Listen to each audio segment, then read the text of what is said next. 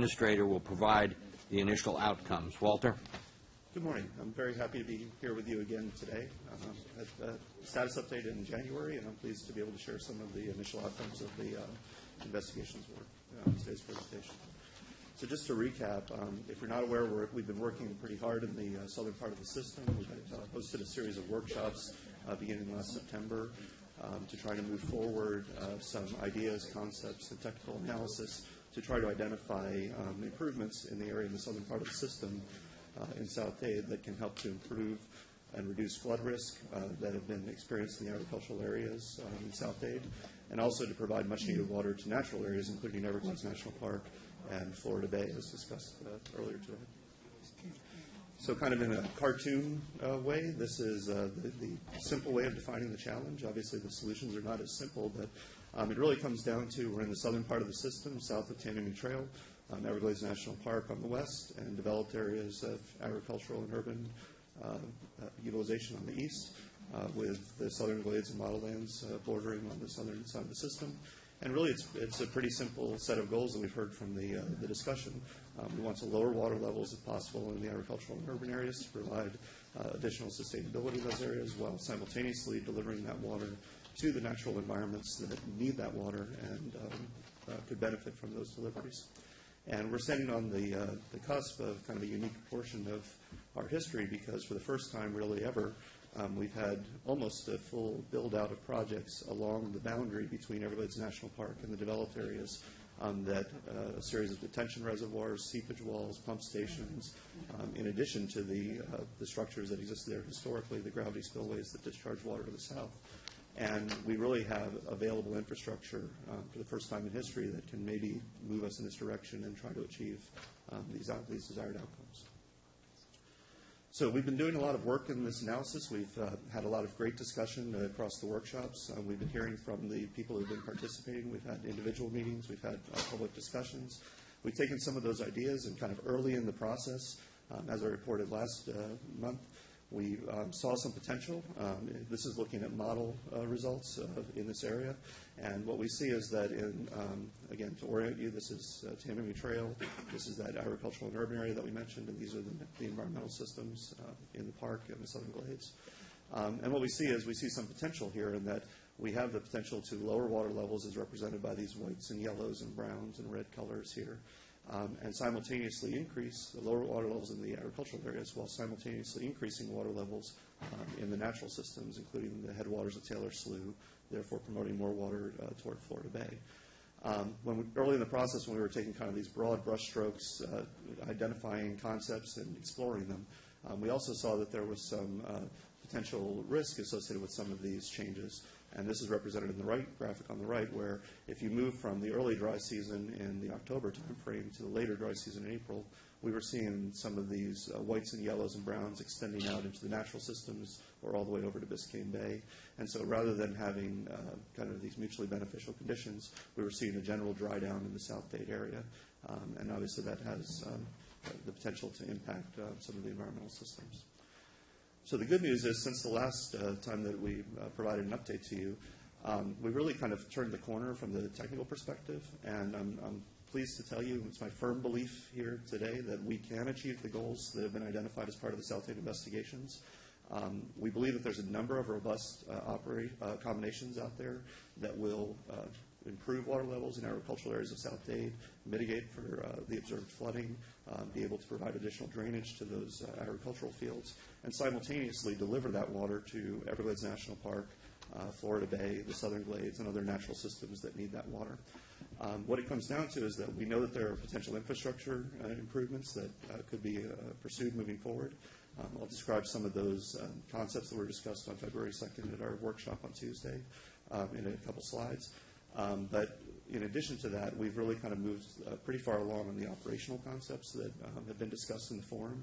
And by using a set of refined, more strategic, more balanced operational strategies, we believe that we can basically leverage available infrastructure in combination with these more refined operational strategies to begin producing benefit today and continue utilizing that benefit out into the future as additional infrastructure becomes available. And so just to show you what that might look like, this is one of the modeling scenarios that we performed as part of the South Dade investigations. As I mentioned, this was presented at the workshop that we had on Tuesday. And what you can see here is just a combination of elements, not elephants, that provide a series of improvements along that same buffer detention area. And what you see is that we have, in some places, had to add capacity to the system or improve the ability to convey water toward Taylor Slough in the vicinity of the L31 West. But we've also taken a number of opportunities to enhance the operational considerations by lowering water levels early in the dry season in the canals, balancing the amount of water that we try to pump with the existing infrastructure toward the west, and still discharge water toward the south when needed, and not wait as long for the water levels to rise before we begin to take action. And so what that looks like in comparison to what I just showed you is that if we look at these difference maps compared to the current operations, what we see now is that in that October timeframe, we still have the ability to lower water levels in the developed areas and simultaneously increase water levels in the natural systems. And if we move forward to the April condition, rather than all of those whites and yellows that we saw earlier, we now see gray. Gray indicates no change, and that's an improvement compared to what we saw earlier because we've kind of alleviated that risk and that of the impact occurring later in the dry season.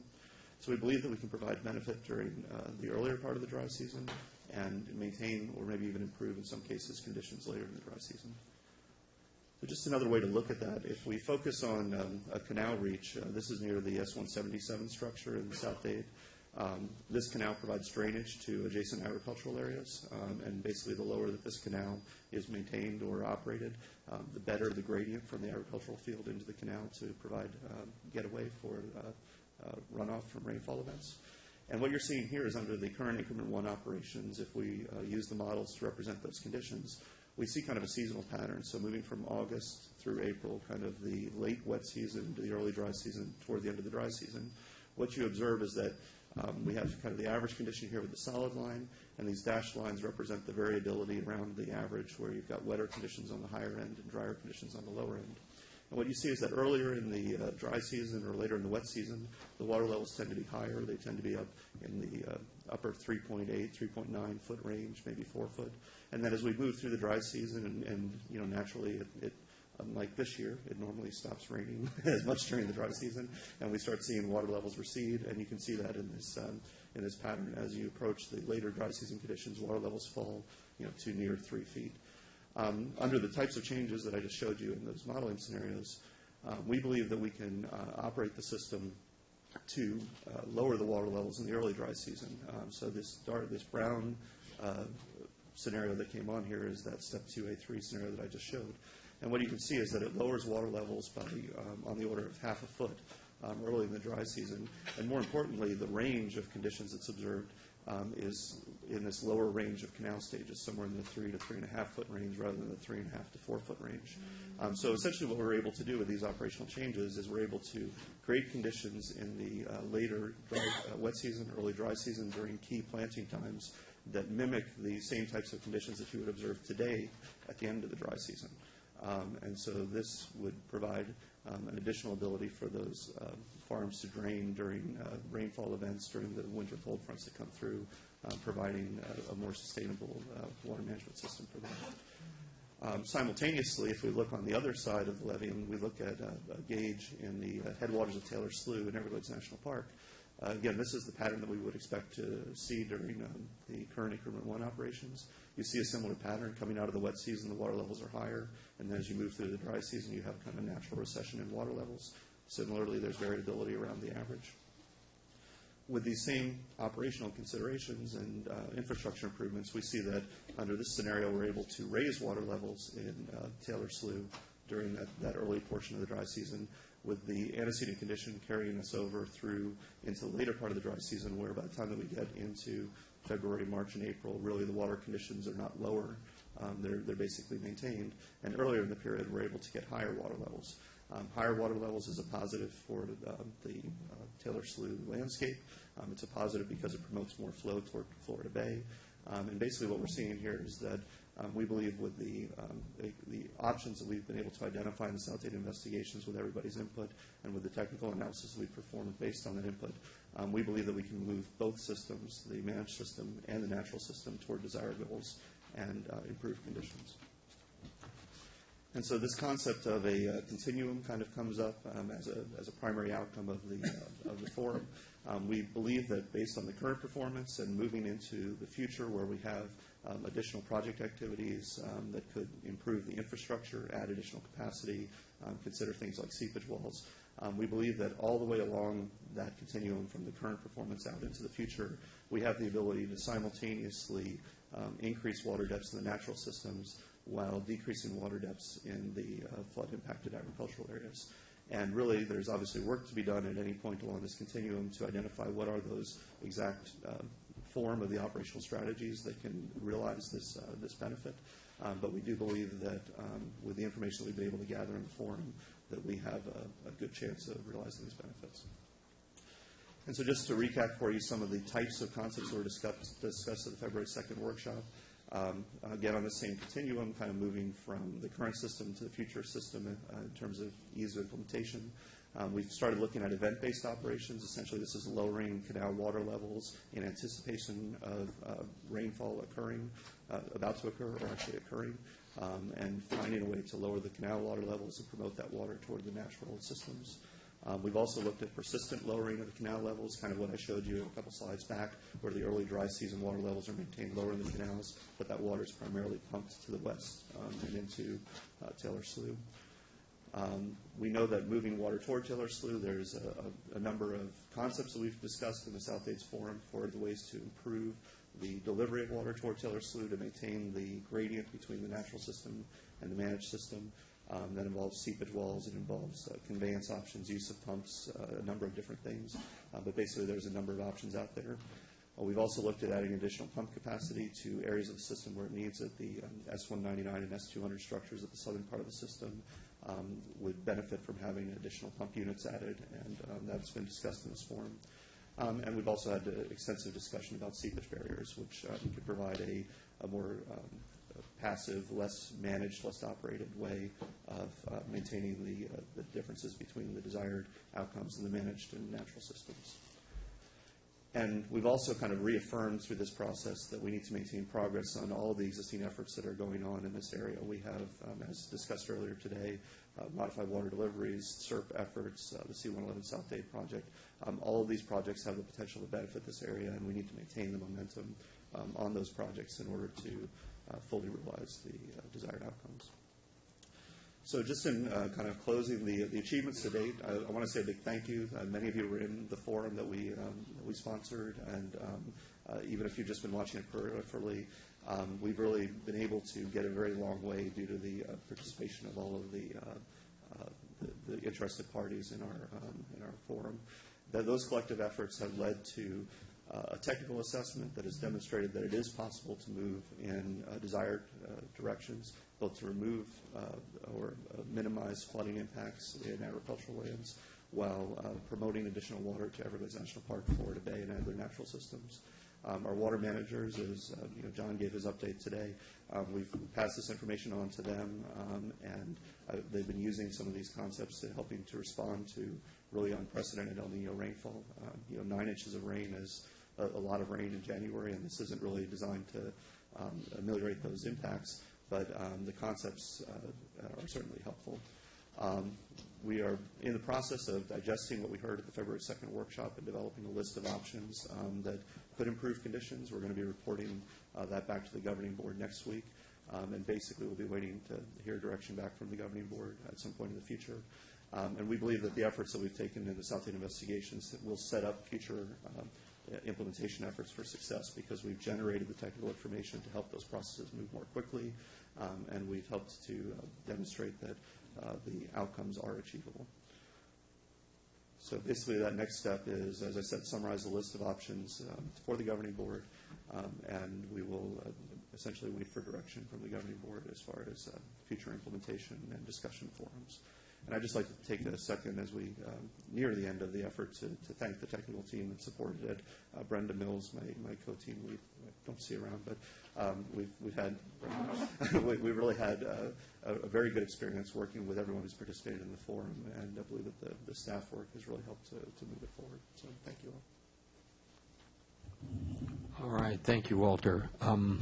It's a lot of effort's going into this, and it's a job that needs to be done. John? Yeah. First of all, again, kudos to this team. A lot of effort to come to, from a place that looked a little dreary to something that looks more like a win-win.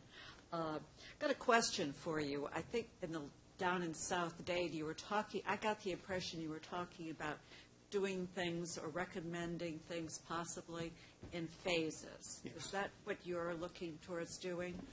Yes, so going back to this continuum, we had a categorization scheme in mind where we're looking at the concepts we were using in the discussion were step 1, step 2, step 3, basically a short-term step, something that could be realized immediate gains, something that could be considered in upcoming projects, ongoing efforts like C-111 South Dade or the C-111 Spreader Canal, and then things that would take a little longer, maybe new concepts that would require finding an implementation vehicle. That was kind of the categorization. And that's hopefully how we will present it to the governing board. Thank you. Mike? Yeah, this was a tremendous effort, and I want to thank the federal agencies. For years it's been hard to get some of the people down in the ditches that are actually doing the work into public meetings to find out what it is they're thinking. We see the results of their thoughts, but it's always been hard to find them, and being able to talk to them, for some of us that are stakeholders was huge, and I think we found a lot of common ground. I'm going to object to the idea that some of these need to be phased in over a period of time. The fishermen were the original advocates for this project 25 years ago. Every single effort that's been made, every single project component has been compromised along the way because of concerns and fears. And I had a chat with one of those federal agency people I've been trying to get my hands on for years, and he said, we were afraid bad things would happen. I said, what could possibly happen that's worse than what just happened? You managed to starve Florida Bay, and we managed to flood the farmers. So the idea that this should be in phases over a period of years is something I'm going to object to. You're going to hear a little bit stronger language than that from Mr. Accurcio at the next board meeting. I've had a couple of conversations with legislative leadership, who, of course, are non-committal. We don't have anything to put in front of them directly. But the idea of a project that benefits flood protection, helps save Florida Bay, and at the same time, and that might receive support from the federal agencies, is the kind of project they're looking for Amendment 1 funding. And I think there's a whole bunch of us willing to do some pretty darn heavy lifting to make sure it gets there. There are project components that are being talked about later in the phases, like curtain walls and seepage barriers, that I think should be a lot higher on the priority list.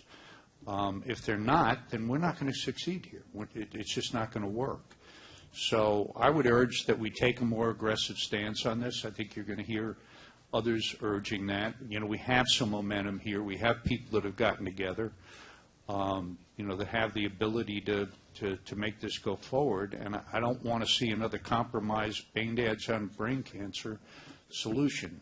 Having said that, the work that the staff put on this was nothing but exceptional. I want to thank you guys and congratulate you for it. Thank you, Mike. Any other questions or comments? Yes, sir. I also want to thank the team, Walter, Brenda, Feds, everybody. It was a little over a year ago that we addressed this board about these concerns. I mean, Mr. Humbles addressed them for a long time before that. But South Dade Agriculture has acted kind of like the canary in the coal mine for about 9 years for all of these projects down here. We've been telling you that the system doesn't work, and it hasn't been working. The water wasn't going where it was designed to go. It's come back under our fields. And, again, we're not talking about the large torrential rains like we saw in December and we've seen north of us, but even the 1 and 2 inch normal rainfall, we suffer losses on. This moves as quickly as possible. The easy stuff, very quickly, and the harder stuff we'll get money for is and move that forward, such as the seepage wall that's been talked about for about 30 years. But this does need to take place. I was down in a lot of that area yesterday, in the Frog Pond and other areas, and watching water continually flow east.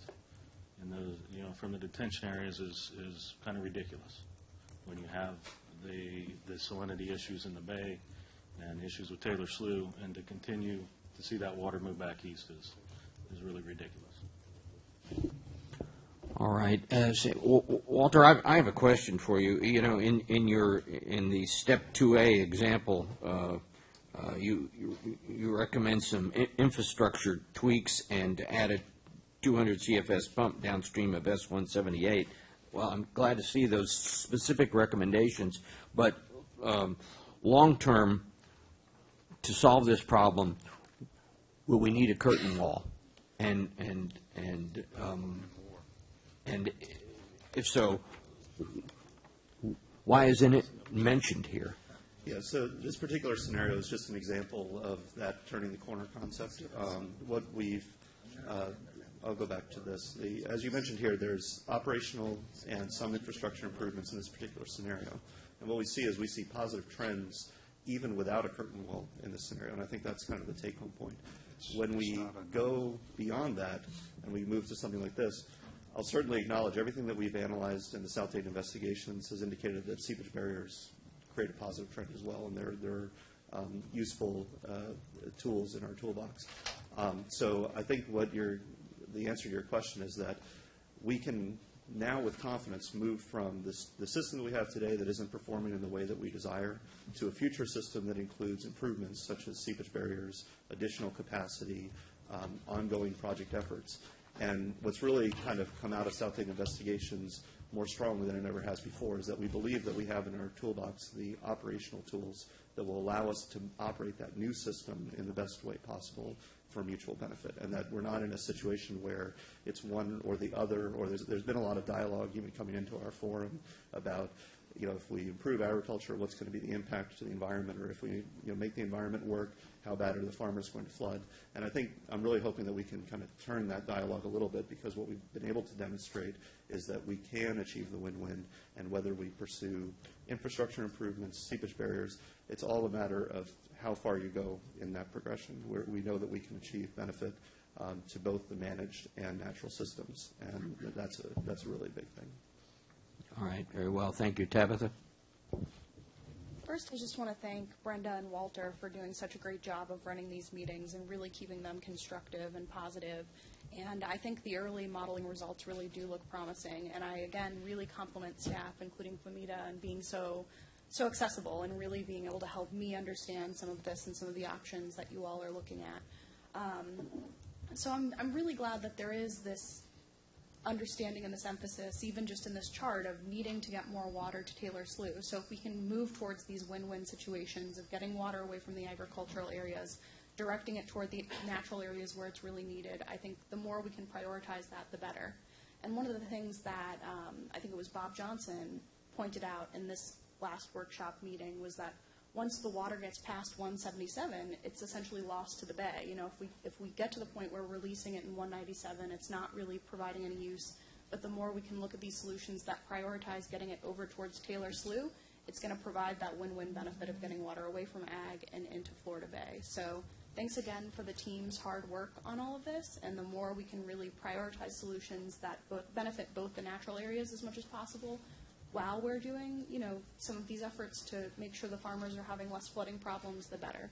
And I think for the curtain wall, it's clear from the modeling results that can provide some good benefits. I think the only thing that makes me a little anxious is the potential concern about over time, is that something that might facilitate additional saltwater intrusion if it's too deep and preventing some of that that flow through the aquifer. But I think if that can be demonstrated that wouldn't be an issue, that is definitely something to still have on the table, but something to certainly consider the longer-term impacts of drying down in that area if that's something that would eventually facilitate additional saltwater intrusion into the aquifer in that region. Thanks. All right, Mike? Rock Mine has already completed miles of curtain wall, in the northern part along L31. They've done a great job of optimization. They've answered some of those questions. That's always been a concern, but that's manageable. I'm just going to tell you that the fishermen and the farmers, the two people, the real stakeholders with skin in this game, are on the same page. There are solutions They're not being actively pushed, I understand, by the staff who are trying to gradually build consensus. Like I said, you're going to hear from us. We've been waiting a long time to get this fixed. The models now show there's a way to do it. You put a curtain wall down there, you increase the size of S199 and 200 to what they should have been when we had the project built. You replace the now missing 332 pump, and I think you can put water through the bottom of that system a lot of the time. And anything we can do to get pressure off this part of the system by moving that water down to where it's supposed to be, we're supposed to do. I mean, that was the concept we started with. So I understand that, some of this is viewed by the staff as, further out. I don't think they're the ones that need to be making the decision on when it happens. They've told us that it can be done. And I think it's going to be up to the board of this district and the executive staff and some of the rest of us to find the money to make it happen. And I'm committing a whole lot of the people on my end of the street to working towards that. Ray?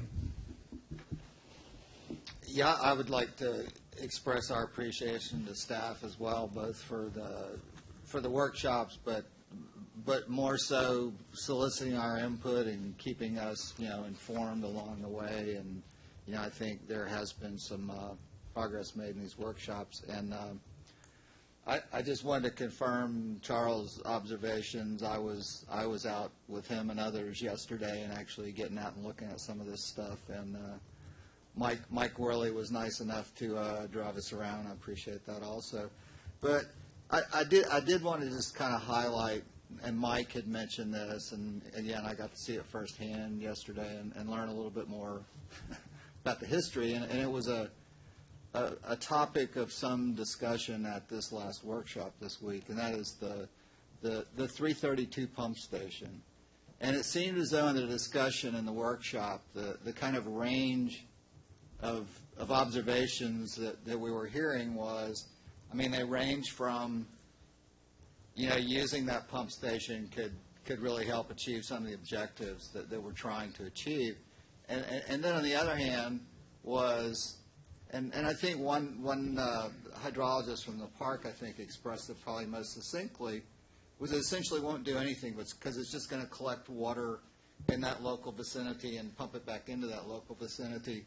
But so, it strikes me, I don't know, I don't do this type of work, but I'm not sure how long it would take to get that pump station up and running again. I'm sure it would take some time because it's been sitting there so long. But if that is an option there, that again, that the range of possibilities is that, we'll really see some benefit from it or we won't. I certainly didn't hear anything to suggest any harm that would result from that. I think that's a piece that, we really need to look at very seriously. And I guess I would also like to add, to just kind of support, what Walter's been presenting here.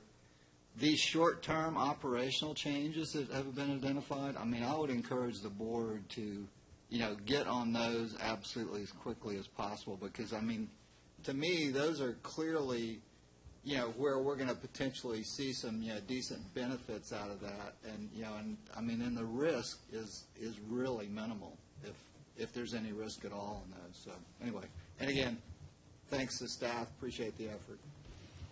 All right, Ray, thank you. Do we have any public comment on this agenda item? Yes, sir. Thank you.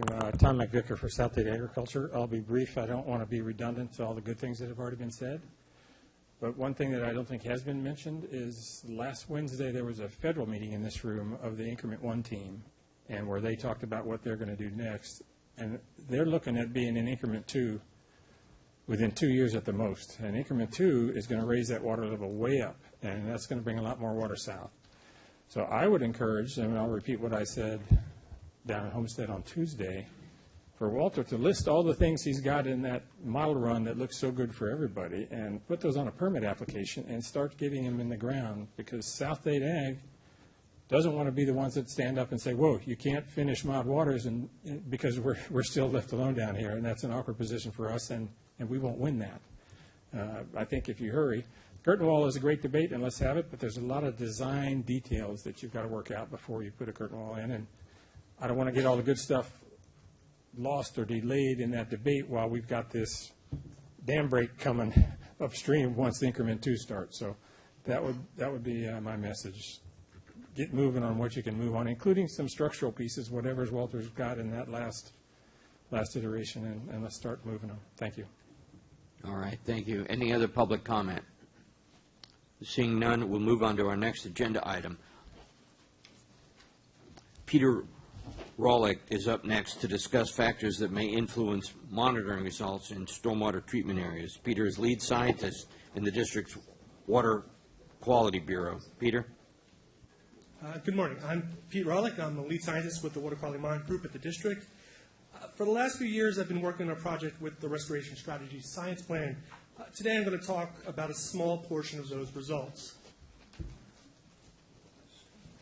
As I said, this is a science plan study. It's actually number 9 and was designed to look at sampling techniques to make sure that the other science plan studies and future compliance are being supplied with the quality representative monitoring data they need. Why are we looking at this? No sampling system is perfect. As processes become more complicated, the risk of a malfunction or error increases. At the same time, as target concentrations drop, the opportunity for contamination increases. We must identify these problems and, if possible, resolve them in a reproducible and cost-effective manner. This project was a pilot project at 2 different structures in the STAs. We reviewed sampling processes, and we deployed cameras to observe conditions both above and in the water. This presentation focuses on sampling system performance and on potential interferences with sampling. This is a location map showing G310 at the south end of STA 1 West and G390B and STA 34 at the start of the PASTA demonstration project.